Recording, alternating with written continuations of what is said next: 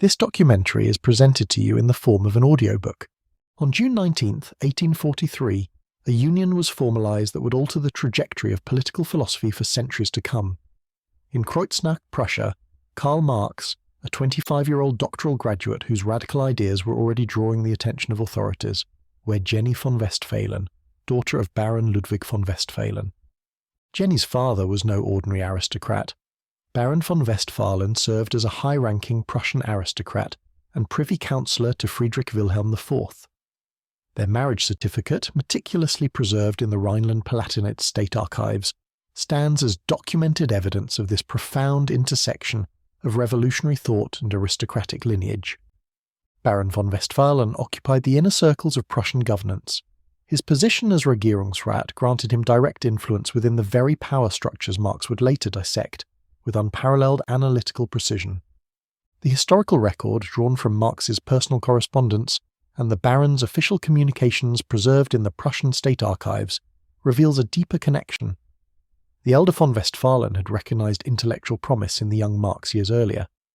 Between 1830 and 1835, during their documented walks through the Hunsrück forests near Trier, the Baron introduced Marx to Romantic literature, Saint-Simonian social theory, and Hegelian philosophy, intellectual foundations that would later shape revolutionary thought.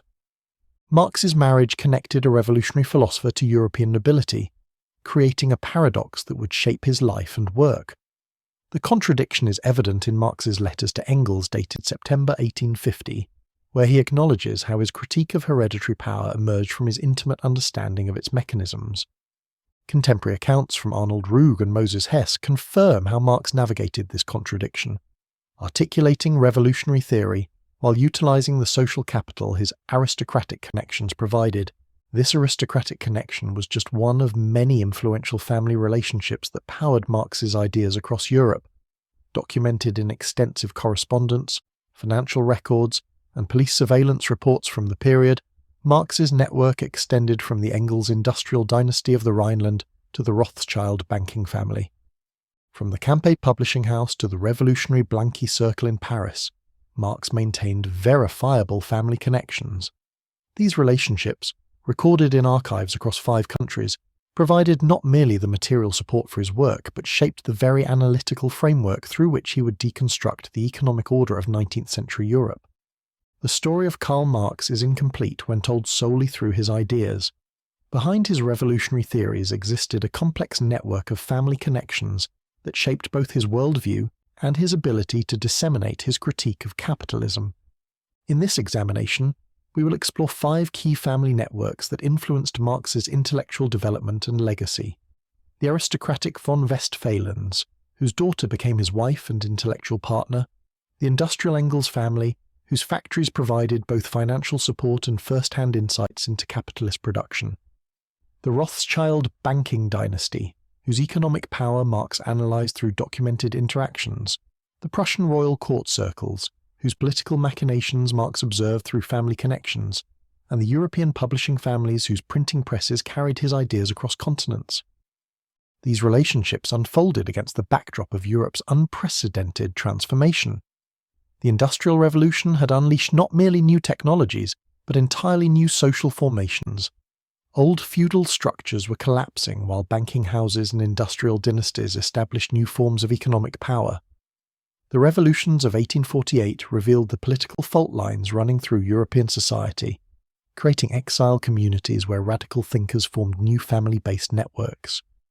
Our investigation draws from Marx's preserved correspondence, family archives, published memoirs, and verified historical records. The Marx-Engels collected works contain over 4,000 letters revealing intimate details of these family connections.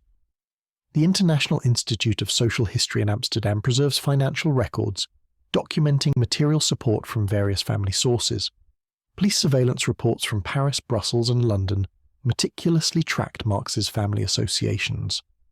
We'll trace the financial, intellectual, and political pathways connecting Marx to Europe's most powerful families.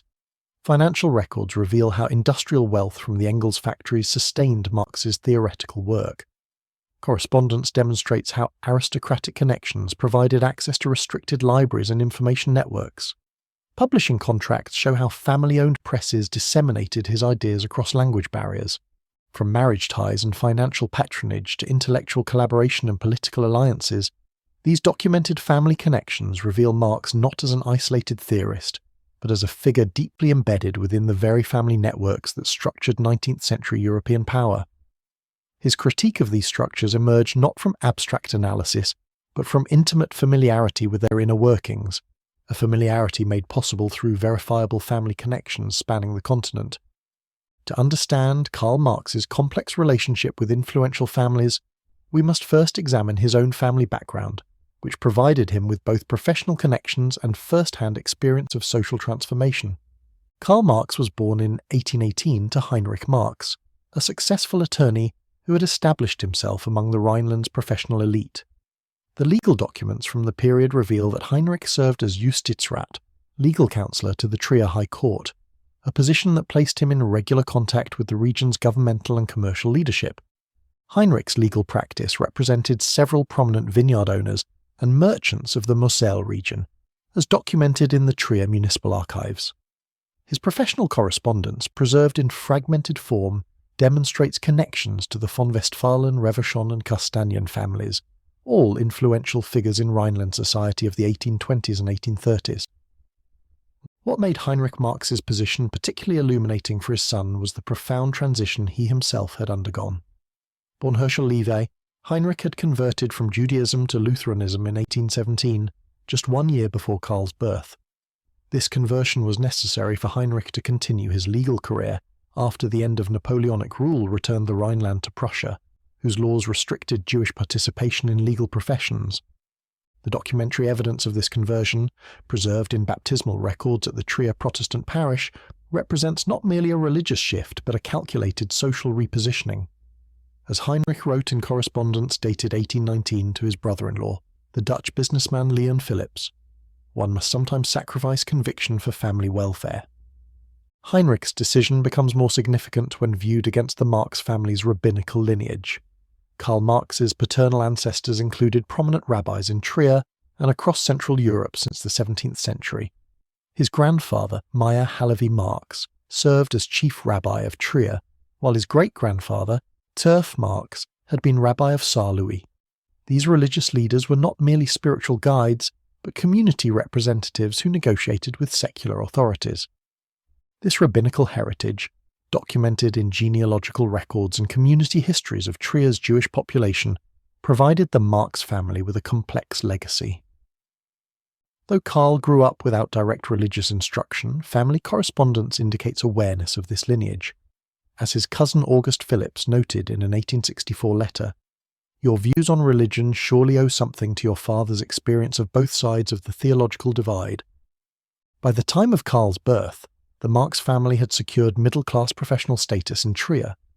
The family home at Brickenstrasse 10, which municipal tax records classify in the upper middle assessment bracket, provided physical evidence of their social position.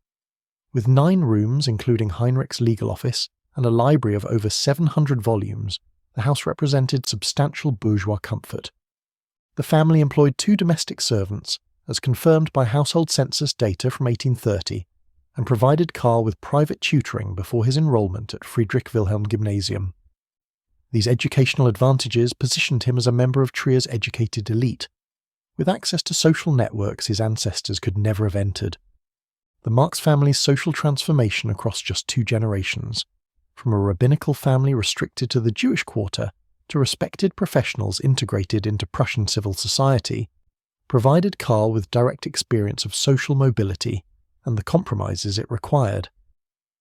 This personal history informed his later analysis of how family connections both enable and constrain individual possibilities within class structures. Most significantly, the documentary record of Heinrich's legal practice shows how thoroughly the Marx family was embedded in the emerging capitalist economy of the Rhineland. Court records from 1832 to 1837 reveal Heinrich's involvement in cases regarding property rights, inheritance disputes, and commercial contracts, precisely the legal mechanisms Karl would later identify as fundamental to capitalist social relations.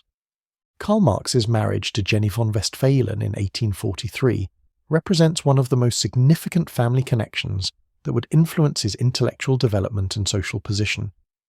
This union bridged the revolutionary philosopher to European aristocracy through documented ties that would prove consequential throughout his career. Jenny von Westphalen's noble lineage extended through multiple generations of Prussian and Scottish aristocracy.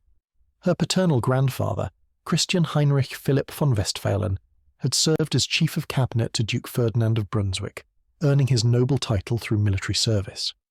Court records from Braunschweig confirm his elevation to nobility in 1764, marking the family's entry into the ranks of the Prussian aristocratic class.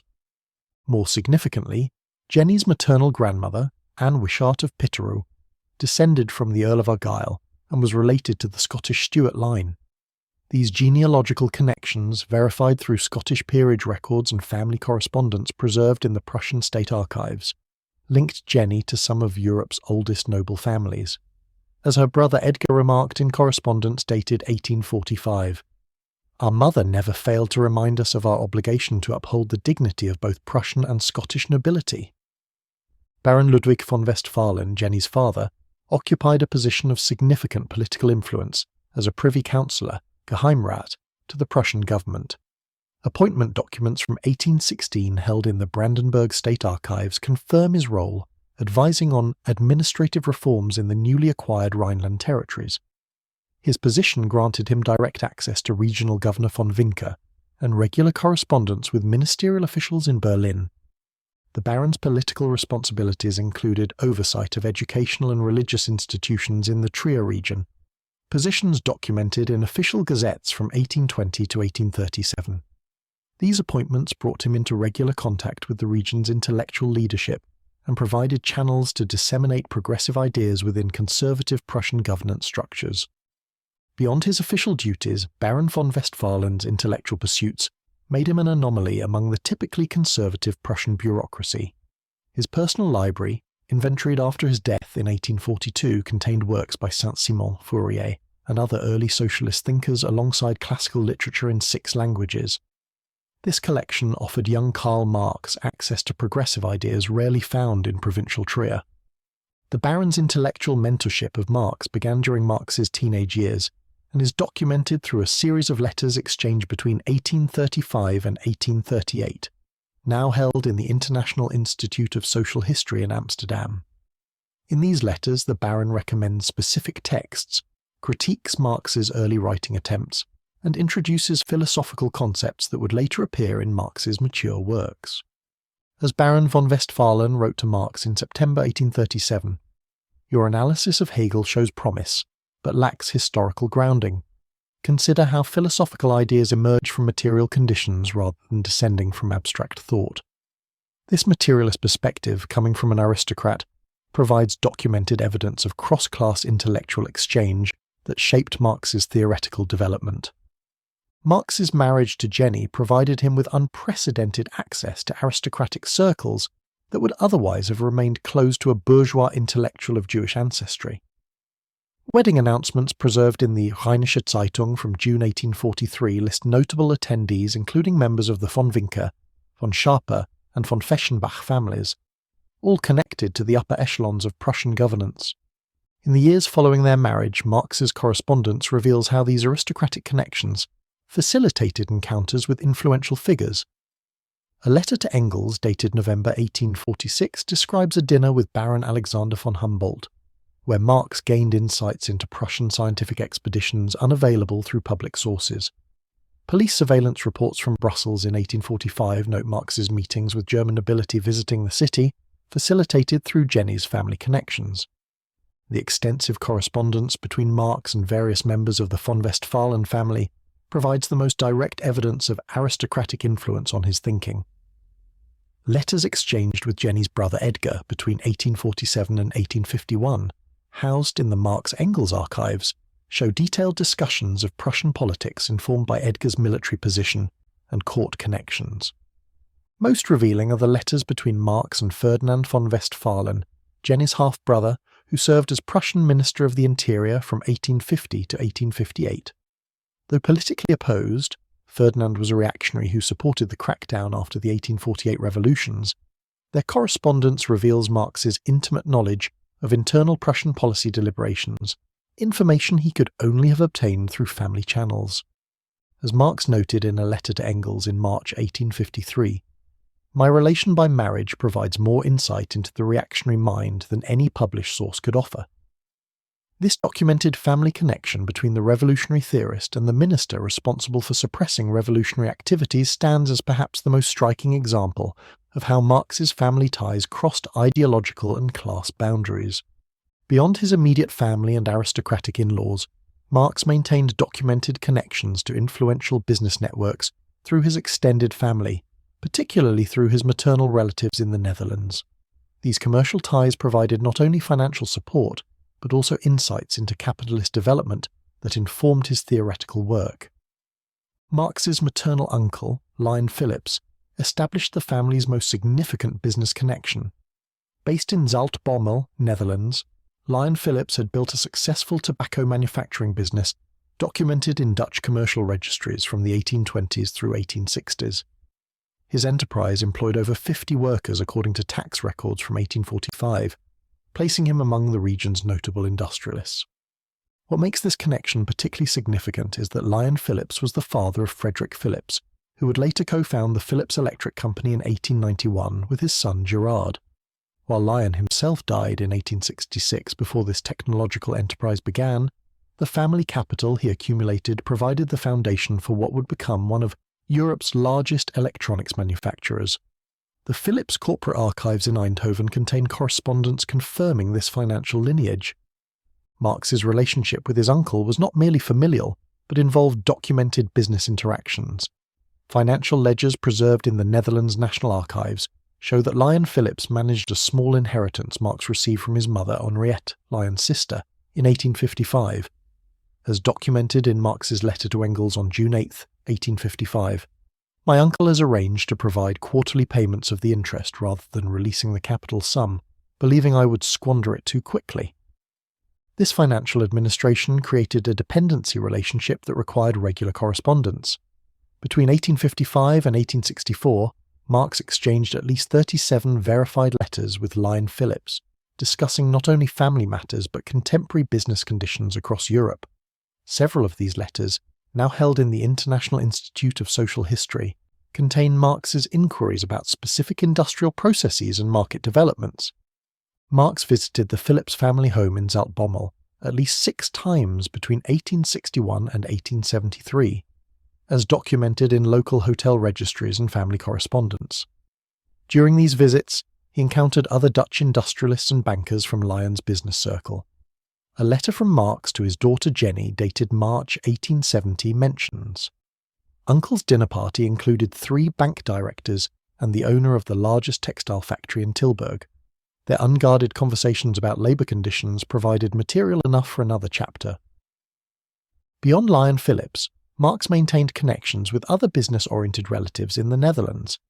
His cousin August Philips worked as a commercial lawyer in Amsterdam, representing several major trading companies according to the Amsterdam Bar Association records from 1850 to 1872. August's position provided Marx with insights into the legal structures supporting colonial trade, as referenced in Marx's notebooks from 1868, where he records information from AP regarding Dutch East Indies trade arrangements.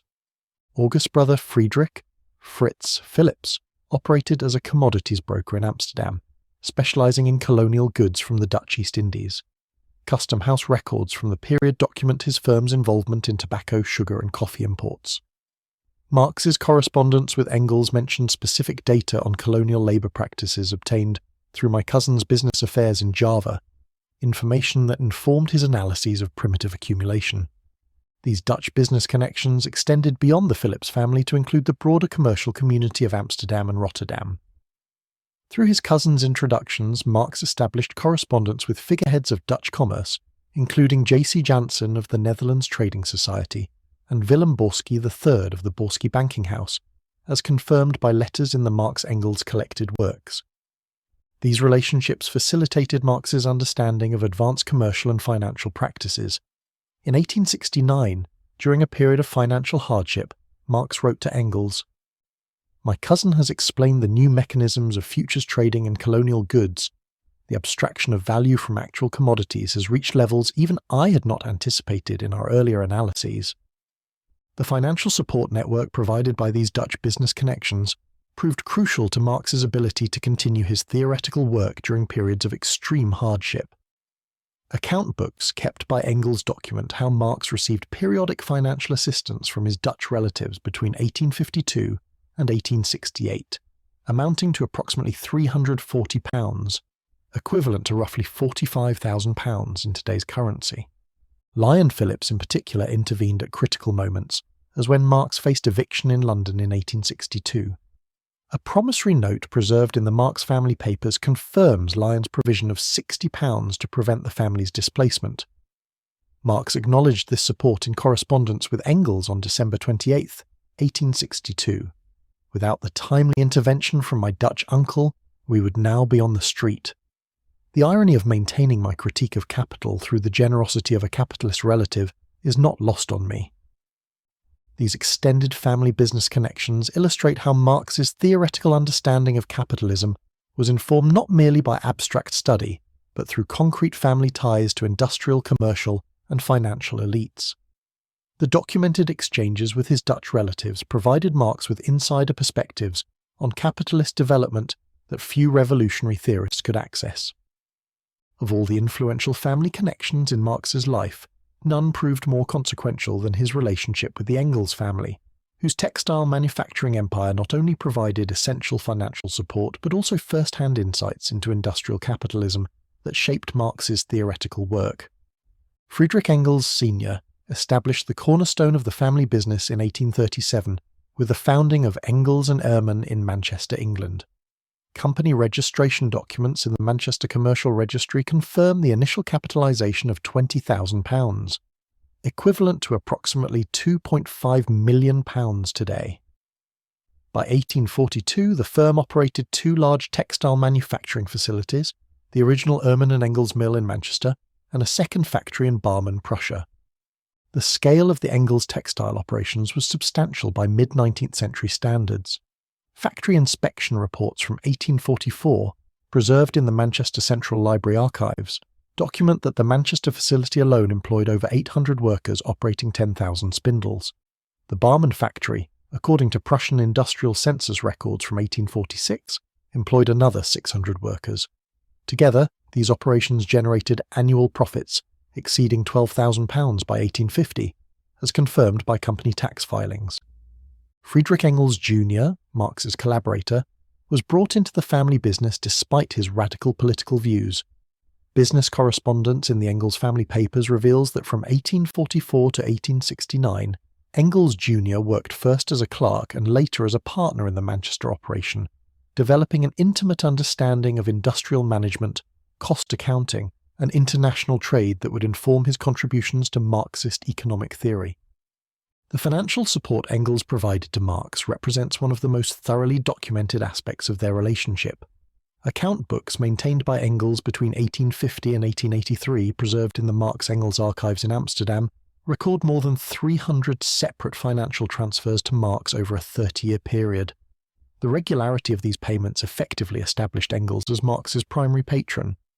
The specific amounts and dates of this financial assistance reveal both the extent of Marx's dependency and Engels' remarkable commitment to supporting his friend's theoretical work.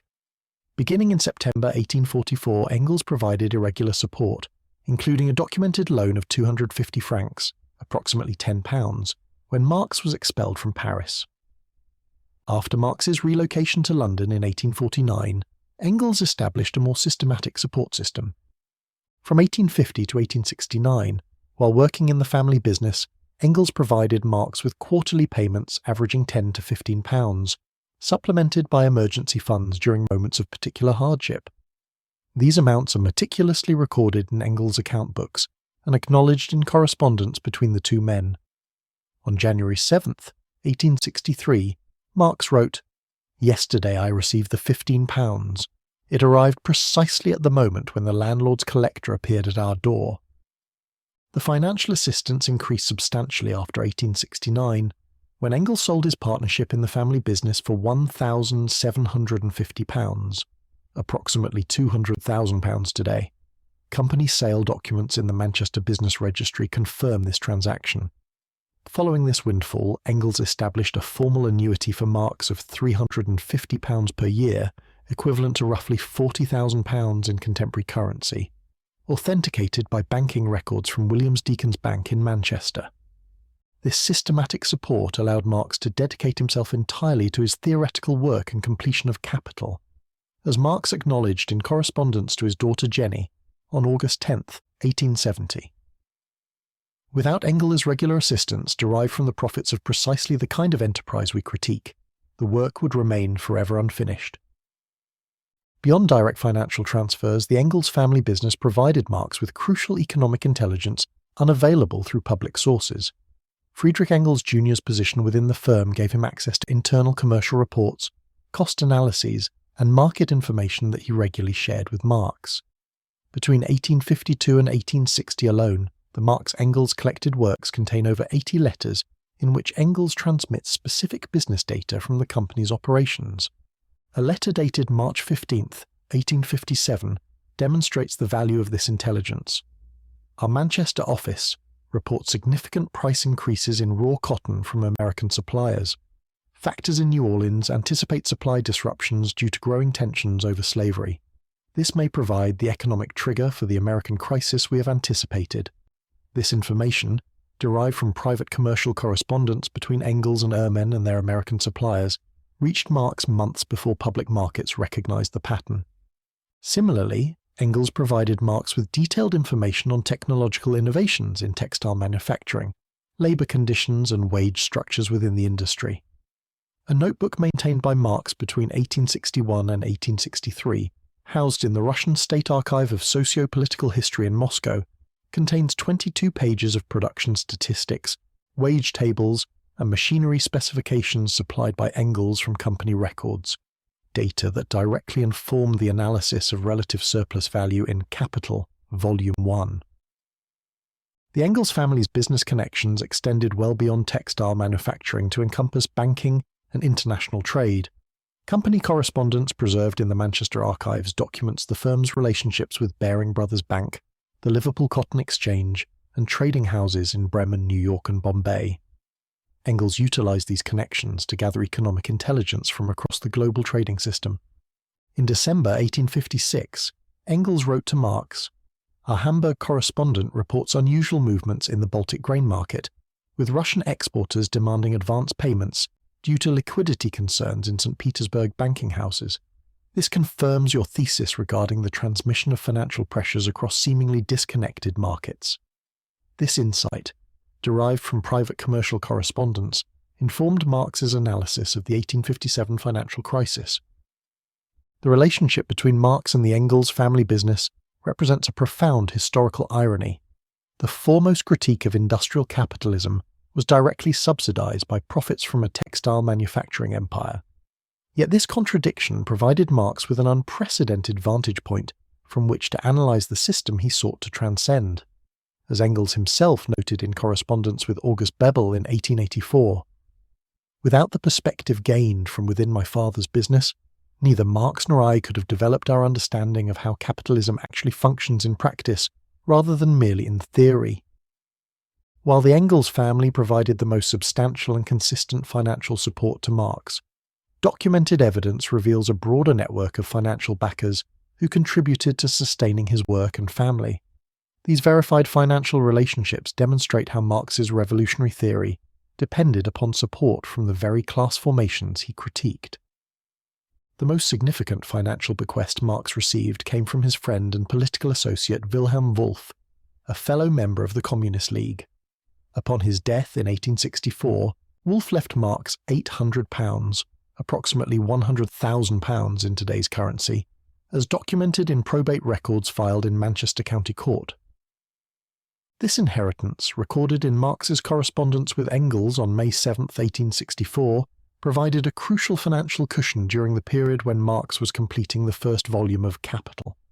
The legal documentation of this bequest was meticulously preserved as Marx anticipated challenges from Wolff's family. In a letter to his daughter, Jenny dated June 12, 1864, Marx noted, I have secured certified copies of the testament, as I expect objections from his relatives in Silesia, who cannot comprehend why their inheritance should fund a critique of private property. Court records confirm that no such challenge materialized, and the full sum transferred to Marx by September 1864. Wilhelm Wolff's capacity to provide this substantial bequest stemmed from his own financial connections to German industrial families. Before his exile in England, Wolff had served as tutor to the children of the Camphausen family, prominent Rhineland industrialists with substantial investments in railway construction and coal mining.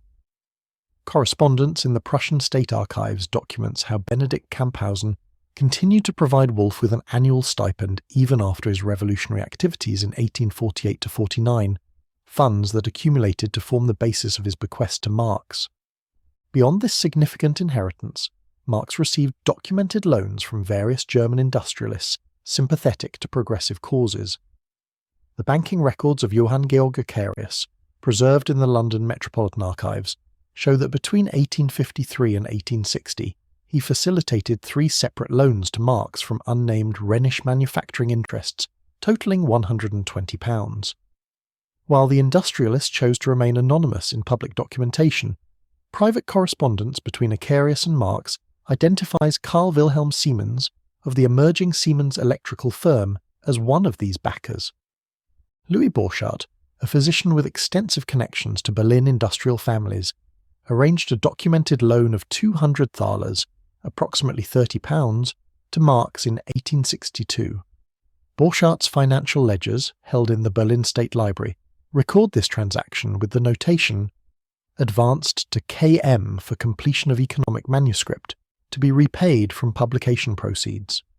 Marx acknowledged this debt in correspondence with Engels on January 28, 1862, noting, "Borchardt has secured funds from his industrialist brother-in-law, who ironically wishes to understand the system that generates his wealth." Newspaper and publishing house payments constituted another verifiable source of income for Marx. Contract documents preserved in the New York Tribune Company archives confirm that between 1852 and 1862, Marx received approximately $10 per article, contributing nearly 500 pieces over this decade.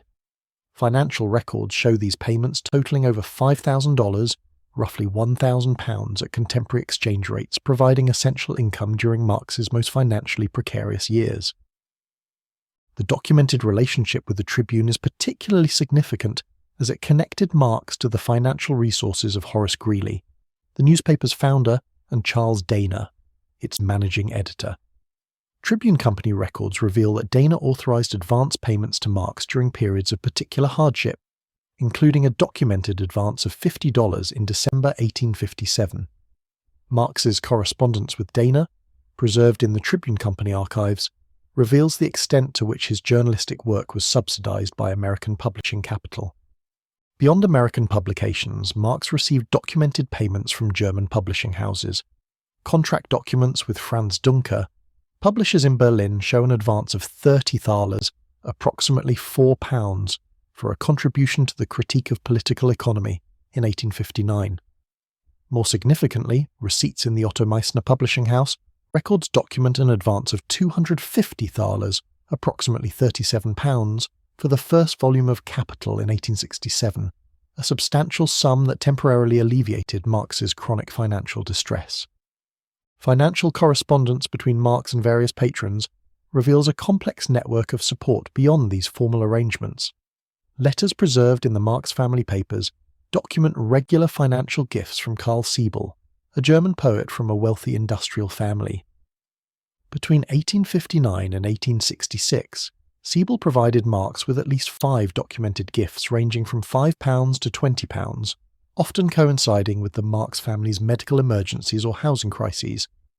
Victor Schilly, a lawyer with connections to French financial circles, facilitated loans to Marx from Paris-based German émigrés who had successfully established businesses in France.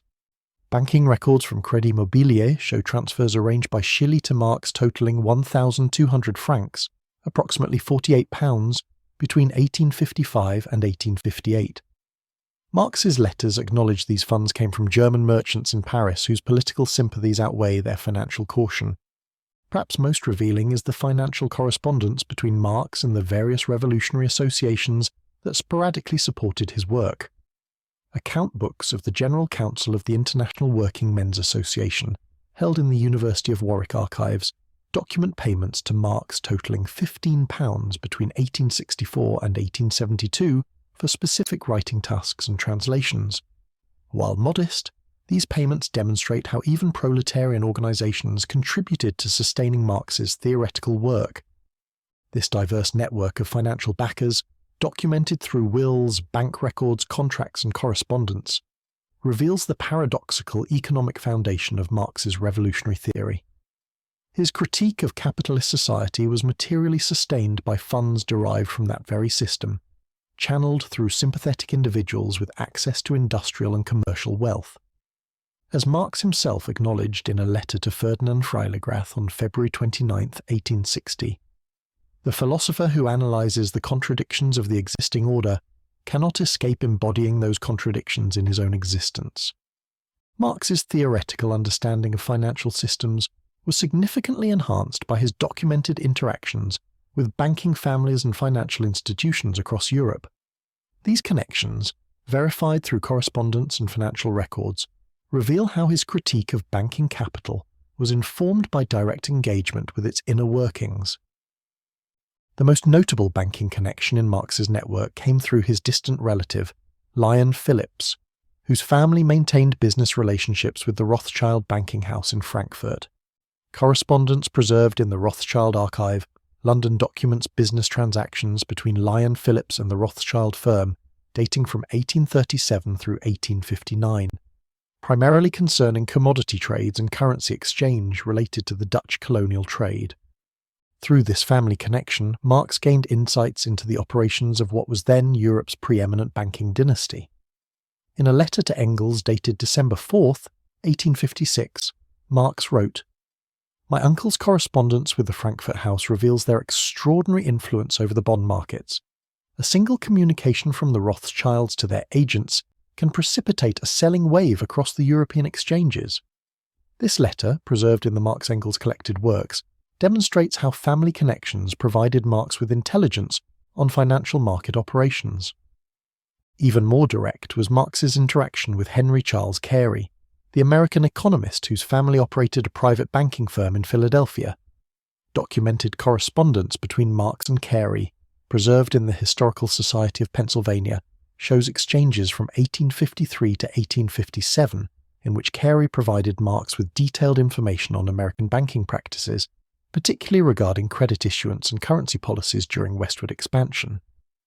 Marx's notebooks from this period, held in the International Institute of Social History, contain 14 pages of information on American banking operations supplied by Carey, including specific interest rate structures and reserve ratios maintained by Philadelphia and New York banks. This information directly informed Marx's analysis of banking's role in capitalist crisis, as evidenced by his articles for the New York Tribune on the American financial panic of 1857. Through his journalistic work, Marx established verified correspondence with James Morrison, a former Member of Parliament and Director of the Bank of England from 1848 to 1853.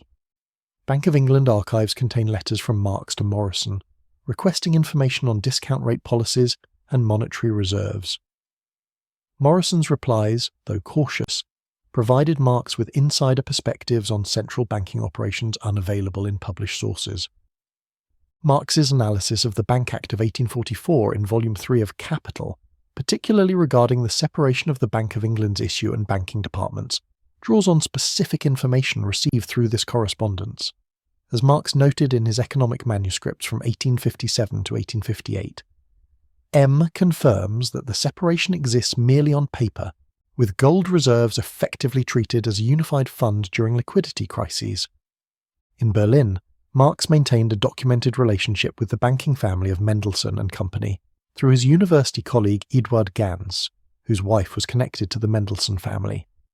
Bank ledgers from Mendelssohn and Coers, preserved in the Berlin State Archives, show that this institution handled financial transfers to Marx from various German sources between 1845 and 1855, including payments for his journalistic contributions to the Rheinische Zeitung. More significantly, Correspondence between Marx and Paul Mendelssohn Bartholdy from 1852, verified in the Mendelssohn family papers, reveals exchanges regarding the bank's role in financing Prussian railway development. Marx's subsequent analysis of fixed capital investment in transportation infrastructure draws directly on information obtained through this connection, as evidenced by his notes referring to PMB's figures on capital immobilization in rail construction. The banking house of Fuld in Paris, connected to Napoleon III's regime, became an object of Marx's analysis through information provided by Heinrich Heine, whose cousin was married to Achille Fuld, the French Minister of Finance. Letters between Marx and Heine from 1843 to 1845, preserved in the Bibliothèque Nationale de France, document how Heine transmitted insights into the financial mechanisms supporting the Second Empire. Marx's articles on French finance capital, published in the New York Tribune between 1851 and 1857, draw on specific information about the Crédit Mobilier obtained through this connection, as Marx acknowledged in correspondence with Ferdinand Lassalle on March 15, 1856. The details regarding the Pereira brothers' operations came through H's family connection to the government bank. Financial records showing Marx's support networks extend to his relationship with the London banking firm of Williams Deacon, where Engels maintained an account used to transfer funds to Marx. Bank records preserved in the Royal Bank of Scotland archives, which acquired Williams Deacon, document regular quarterly transfers from Engels' account to Marx between 1870 and 1883, establishing a formal financial channel that sustained Marx's work on the later volumes of Capital. Marx's relationship with the Freiligrath family connected him to London financial circles, as Ferdinand Freiligrath worked for the London branch of Swiss banking house General Bank from 1856 to 1865. Correspondence between Marx and Freiligrath, documented in the Marx-Engels collected works, shows how this connection provided Marx with information on international credit markets and foreign exchange operations. In 1863, Freiligrath facilitated Marx's consultation with bank directors regarding the financial mechanisms of international trade, particularly the role of bills of exchange in commercial transactions between Britain and continental Europe. Marx's notebooks from this period contain detailed information on discount rates and acceptance practices that informed his analysis of money capital in Volume 2 of Capital. The Swiss banking family Vogt, related to Marx's political opponent Karl Vogt, became an unexpected source of financial information through Jacob Lucas Scheibelitz, a Swiss publisher sympathetic to Marx. Banking ledgers from the Vogt family firm, preserved in the Geneva State Archives, document transfers handled for German émigré communities that occasionally included funds designated for Marx's support between 1850 and 1855. Marx's analysis of banking systems was thus informed not merely by published sources, but through direct connections to banking families and institutions across Europe and America. These documented relationships provided him with insider perspectives on financial operations that few revolutionary theorists could access. As Marx noted in his preface to the first German edition of Capital in 1867, the analysis of economic forms can neither use the microscope nor chemical reagents. The power of abstraction must replace both. What this modest statement conceals is how Marx's power of abstraction was strengthened by concrete information obtained through his extensive banking connections. Marx's intellectual development was profoundly shaped by his connections to scholarly families whose academic influence extended across generations. These documented relationships provided him with access to intellectual traditions, research resources, and academic debates that informed his revolutionary theories. At the University of Berlin, where Marx studied from 1836 to 1841, he established his most significant academic connection through Professor Edward Gans, a leading Hegelian legal philosopher. University registration records preserved in the Humboldt University archives confirm Marx's enrollment in Gans's courses on criminal law, Roman law, and Prussian civil code for 3 consecutive semesters. What made this connection particularly significant was Gans's family position within Berlin's intellectual elite. As the son-in-law of Moses Mendelssohn, the prominent Enlightenment philosopher and brother-in-law to the Mendelssohn banking family, Gans straddled the worlds of academic philosophy, Jewish intellectual tradition, and financial capital. Salon records maintained by Rahel Varnhagen, a central figure in Berlin intellectual society, document Ganz's regular gatherings attended by Marx between 1837 and 1839. Correspondence between Marx and Eduard Ganz, preserved in the Berlin State Library, reveals the professor's direct influence on Marx's intellectual trajectory. In a letter dated November 1837, Ganz wrote to Marx, "Your critique of Hegel's philosophy of right shows promise, though you must strengthen the historical foundations of your argument. The dialectical method requires concrete historical content." This methodological guidance significantly shaped Marx's approach to philosophical critique. Through Ganz, Marx gained documented access to the wider Mendelssohn family circle, including Felix Mendelssohn Bartholdy, the composer and grandson of Moses Mendelssohn. Visitor logs from Felix Mendelssohn's Berlin residence, maintained in the Mendelssohn House archives in Leipzig, record Marx's attendance at 3 musical gatherings between 1838 and 1840, events that also included academic discussions among Berlin's intellectual elite. Marx's connections to the Mendelssohn circle provided him with rare access to private libraries and manuscript collections. Book-lending records from Abraham Mendelssohn's personal library, documented in family papers, show Marx borrowed volumes of Rousseau, Voltaire, and early economic texts unavailable in public collections. This privileged access significantly expanded Marx's intellectual resources beyond those typically available to middle-class students. Bruno Bauer, Marx's doctoral advisor and close associate during his university years, represented another crucial family connection to German academic traditions. University records confirm Bauer's formal role supervising Marx's dissertation on The Difference Between the Democritean and Epicurean Philosophy of Nature, completed in 1841. The Bauer family's intellectual influence extended beyond Bruno to include his brothers Edgar and Egbert, both active in academic and journalistic circles. Correspondence preserved in the Marx-Engels collected works documents regular exchanges with all 3 Bauer brothers between 1840 and 1844, revealing how this family network shaped Marx's early intellectual development, particularly regarding critique of religion and politics. Bruno Bauer's letters to Marx, especially those from 1841 to 1842, preserved in the Brandenburg State Archives, show the development of their critique of Hegel's philosophy. In one significant letter dated March 1842, Bauer writes, "We must advance beyond philosophical criticism to practical political engagement. The transformation of religious consciousness alone cannot change material conditions."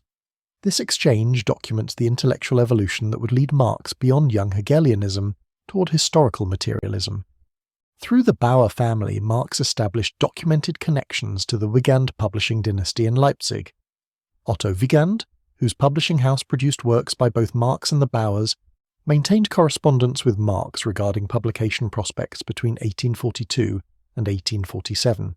Publishing contracts and royalty statements preserved in the Wigand Company archives, now held in the Leipzig University Library, document these business relationships that emerge from intellectual connections.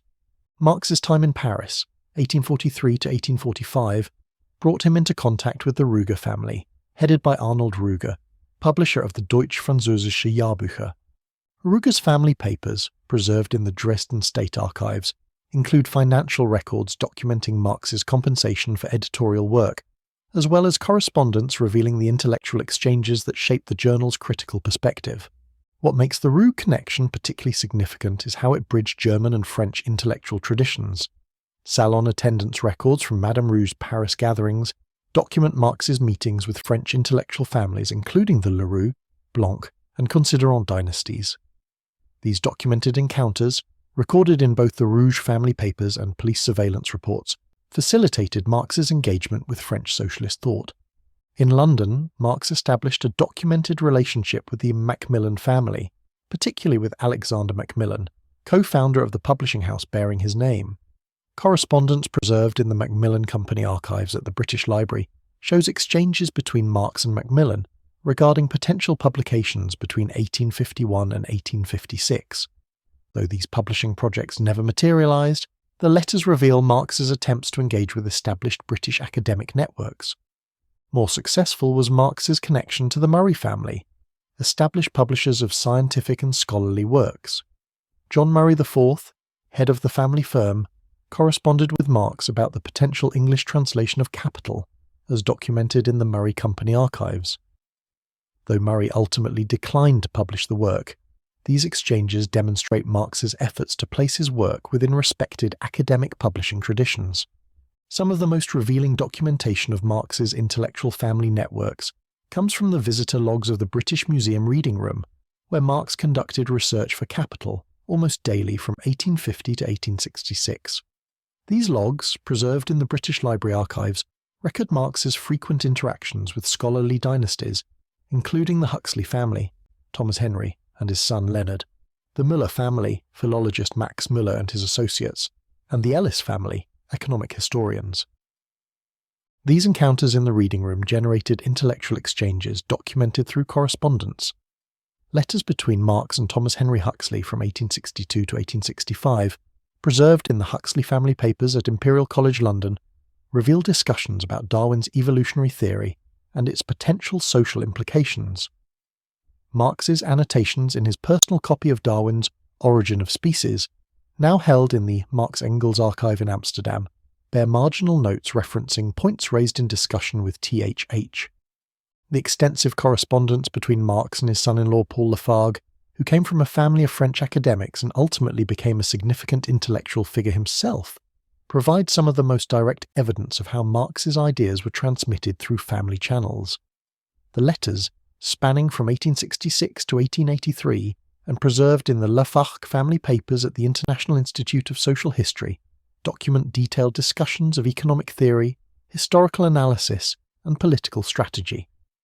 Marx's academic family networks thus provided him with intellectual resources, methodological guidance, and channels for disseminating his ideas. These documented relationships reveal how his revolutionary theory emerged not in isolation, but through engagement with established scholarly traditions represented by academic dynasties across Europe. As Marx acknowledged in a letter to Ferdinand Lassalle on January 16, 1861, even the most radical break with existing thought requires intimate knowledge of what is being transcended. Marx's ability to disseminate his revolutionary ideas depended significantly on his documented connections to publishing dynasties across Europe and America. These family relationships provided not only publication outlets, but also essential financial support and intellectual feedback that shaped his work. The Campe publishing family of Hamburg represented one of Marx's earliest and most significant publishing connections. Julius Campe, head of Hoffmann and Campe Publishing House, had established his reputation by publishing Heinrich Heine and other politically controversial authors. Company correspondence preserved in the Hamburg State Archives documents the initial contact between Marx and Campe in 1844, initiated through Heine's personal recommendation. What made this connection particularly valuable was the Campe family's multi-generational commitment to progressive publishing. Julius Campe's father, Johann Campe, had published works by educational reformers and early liberal thinkers, while his son would later continue publishing socialist writers. Publishing house financial records show payments to Marx for various projected works between 1844 and 1847, though many of these publications were ultimately suppressed by censorship authorities. The most revealing documentation of this relationship comes from correspondence between Marx and Heine regarding the Campe connection. In a letter dated February 14, 1846, preserved in the Heine collection at the Bibliothèque Nationale in Paris, Heine advises Marx, "Campe requires marketable titles and at least the appearance of political moderation in the opening chapters. His censorship troubles with my work have made him cautious, though his sympathies remain with us." This guidance influenced Marx's publication strategies throughout his career. Otto Wigand's publishing house in Leipzig provided another crucial family connection for Marx's early work. Wigand had established his publishing dynasty by marrying into the Brockhaus family, already prominent in German publishing, creating a powerful combination of progressive politics and commercial publishing experience. Company archives held in the Leipzig University Library contain contracts and correspondence documenting Marx's relationship with the firm between 1841 and 1848. The Wigand connection proved particularly important for the publication of The Holy Family in 1845, Marx's first major collaboration with Engels. Publishing house production records show an initial print run of 800 copies, with detailed costings and distribution plans. Correspondence between Marx and Wigand, preserved in the publisher's business archives, reveals negotiations over content, with Wigand pushing for modifications to avoid censorship while maintaining the work's critical thrust. By 1846, the relationship had expanded to include Otto Weigand's brother-in-law Ernst Keil, founder of the popular journal Die Gartenlaube. Editorial records from Keil's publication document commissioned articles from Marx that were ultimately rejected as too radical, but which established connections that Marx would later utilize during the 1848 revolutionary period. Police surveillance reports in the Saxon State Archives note meetings between Marx and the Wigand-Keil family in Leipzig during this tumultuous period. In America, Marx established his most financially significant publishing relationship with the family circle surrounding Horace Greeley, founder of the New York Tribune.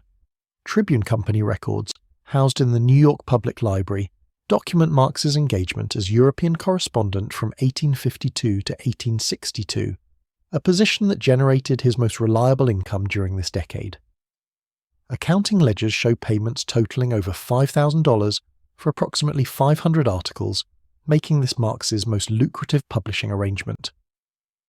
Beyond the formal business relationship, correspondence between Marx and Charles Dana, managing editor of the Tribune and Greeley's close associate, reveals a deeper intellectual connection. Letters preserved in the Tribune Company archives show Dana requesting Marx's analysis of specific economic and political developments, demonstrating how this publishing relationship shaped Marx's journalistic focus. Dana's letters from 1853 to 1857 specifically encouraged Marx to develop his analysis of European financial systems, a direction that influenced his later economic writings. The Greeley family's broader publishing network extended Marx's American reach. Through Dana, Marx established documented connections to the publisher George Ripley and the Putnam publishing family. Correspondence in the Ripley family papers at the Boston Public Library reveals discussions about potential American editions of Marx's works as early as 1853, though these projects never materialized due to financial considerations documented in Putnam Company records. In London, Marx maintained relationships with multiple publishing families, most notably the Sonnenschein family. Publishing house correspondence preserved in the University of Reading archives documents negotiations between Marx and Joseph Sonnenschein regarding English translations of his work from 1872 to 1881. While these discussions did not result in publications during Marx's lifetime, they established connections that Engels would later utilize for posthumous publications of Marx's writings. The Sonnenschein Company ledgers show that the firm eventually published the first authorized English translation of Volume 1 of Capital in 1887, 4 years after Marx's death. Editorial correspondence between Engels and the Sonnenschein family reveals how these publishing relationships established during Marx's lifetime facilitated the broader dissemination of his ideas after his death. In France, Marx's publishing connections centered on the Lachâtre family, headed by Maurice Lachâtre, a progressive publisher who had been exiled after the 1848 revolution. Publishing contracts preserved in the Lachâtre Company archives, now held in the French National Archives, document the agreement to publish the first French translation of Capital in 1872. These records show that Lachâtre agreed to publish the work in serialized form to make it financially accessible to working-class readers, demonstrating how publishing family relationships influenced the format and distribution of Marx's work. Correspondence between Marx and Lachâtre, spanning 1872 to 1875, reveals the detailed collaboration on this translation. In a letter dated September 18, 1872, Lachâtre writes to Marx, "My family publishing house has survived imperial censorship by addressing workers directly. Your work must reach these readers, not merely academic economists." This guidance shaped Marx's extensive revisions to the French edition, which he later described as having a scientific value independent of the original. In Germany, Marx maintained documented connections with the Meissner publishing family of Hamburg, who published the first edition of Capital in 1867. Otto Meissner's correspondence with Marx, preserved in the publishing house archives, reveals the commercial calculations behind revolutionary publishing. In a letter dated January 20th, 1867, Meissner advises Marx, "While we are sympathetic to your analysis, the work must be marketed as a serious economic study rather than revolutionary literature to avoid both censorship and commercial failure."